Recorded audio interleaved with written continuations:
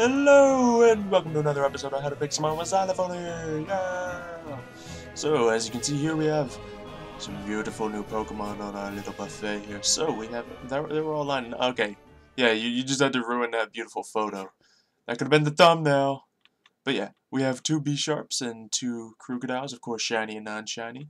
The blue Bisharp being the shiny one and the golden Krookodile being the shiny one. Kind of like how it turns into more of a nice sandy look while this one embraces its ground type while this one embraces its dark type. Alright, so let's get to explaining how these Pokemon can be effective. Let's take a look at Krookodile first. I know he's definitely a fan favorite when it comes to the new Pixelmon. So, yes, that's right, everyone. Come this way. So let's take a look at this untrained one first. Its best stat is definitely its attack power. It does pretty good in terms of health and speed, but its defensive stats are a little bit lacking, but not bad at all. It's kind of a somewhat balanced Pokemon that can get some good attack. Here's the one I have trained up. I trained it up for attack and speed. Its speed isn't amazing, but it's good enough to train it up and have a speed that'll pretty much be faster than most Pokemon, and faster than some speed-trained Pokemon. So that'll be very good. And Naughty Nature, of course, increasing attack. And that brings it up to 217 for a well-trained attack Krookodile. Now you can look at a moveset here. Of course, your staples are going to be Crunch and Earthquake. It is a dark ground type. Crunch being one of the best dark moves it can get. I believe it's more effective than Foul Play, because Foul Play is only very effective when it comes to other Pokemon that have really high attack. And I did some tests, and the only way Foul Play is going to be better than Crunch is if Foul Play is used on a Pokemon that has over 200 something attack. And that's going to be very few Pokemon at this level, and that's where I tested it at, and I assume higher levels it'll be an even larger gate that you have to pass there. So I would suggest sticking with Crunch. Maybe it's more effective to use Foul Play in a super competitive play, but Crunch is very dependable. Plus it lowers their defense stat, so your attacks are going to do more damage to them if you don't one-hit them. Anyway, Earthquake is strongest ground move in the game, physical of course. Outrage is a move that Krookodile learns at level 60. It's a really good move and a great counter to any dragon types that come against you. And then Aerial Ace.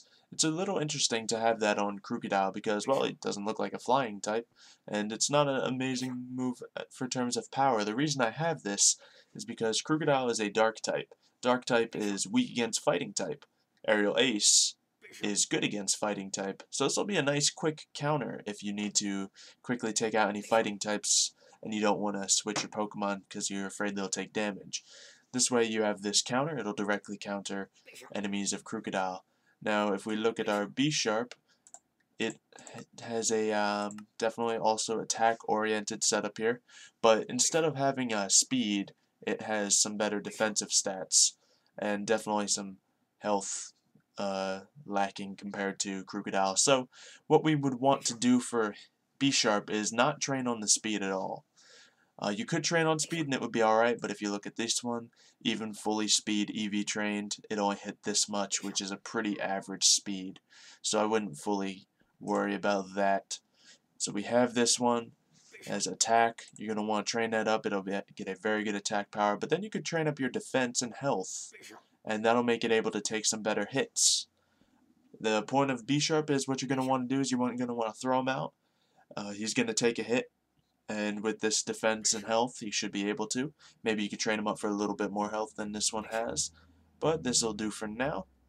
And then you can, in turn, hit him with a very strong attack that'll probably kill him, and you'll still be alive. It may only take out 1 or 2 Pokemon, but it may work a little bit better, depending on type advantage. Seeing Bisharp, he actually takes 4 times damage from fighting types, so he's definitely one you're going to want to have this Aerial Ace on. Other than that, things that affect him are going to be like ground and stuff like that, and fire. So that stuff, there's not a lot that you can do to counter it with him. But we have our Night Slash and Iron Head, which are staple moves on him. Iron Head, of course, being a good steel move, and Night Slash being a good dark move. Now, those moves will do most of the stuff on here, and of course, a Stone Edge, also a good move to have. And you can definitely get some crits on this guy with Night Slash and Stone Edge, so those will be very effective. Now, if we look at the moveset on him, oh, that is what I just did. Blah, blah, blah. Now, looking closer at the natures that you're going to want to see on these guys we have for Bisharp, Adamant Nature, of course, will be good for both of them, because Adamant reduces the special attack, which neither of them will use any special attacks. Bisharp, you're being really loud and annoying. You're throwing me off a little bit. Can you please... Hey. This blue one's a rascal here. Stop it! Nope.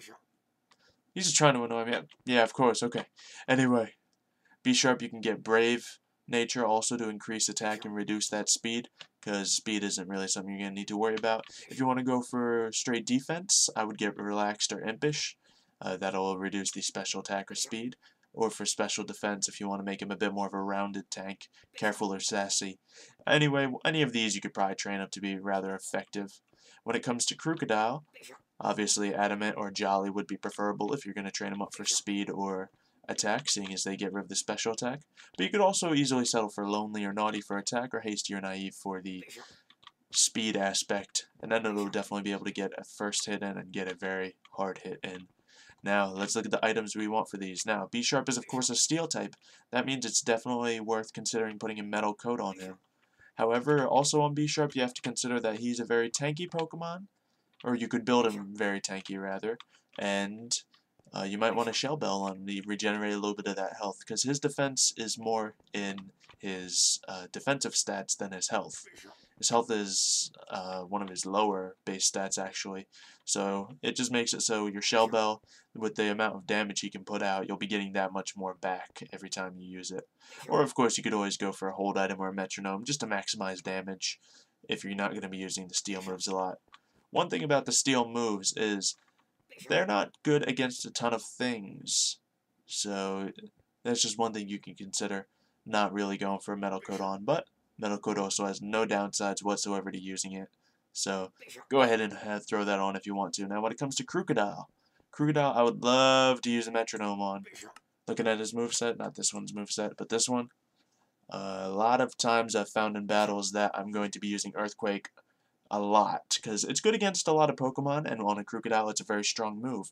Now, if you throw a Metronome on him, that's going to continue to grow stronger the more you use it in, if you keep using it over and over again. Now, another reason I would put a Metronome on him is because of Outrage. Outrage may not be a stat move from Krookodile, but it automatically goes for 3 turns. Now, looking at what Metronome does, it increases 20% every turn the same move is used. Outrage gives you no control of using a different move, so you might as well be increasing that damage anyway.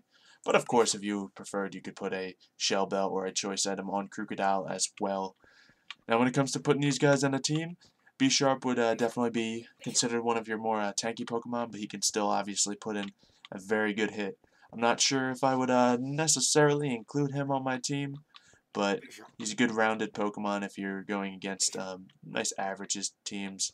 Now Krookodile, he is definitely good to counter stuff as for both dark and ground, and he can have speed to back that up. So it's definitely worth having him on your team. And you can also have this guy on your team. Plus, they just all look cool. You can never discount that.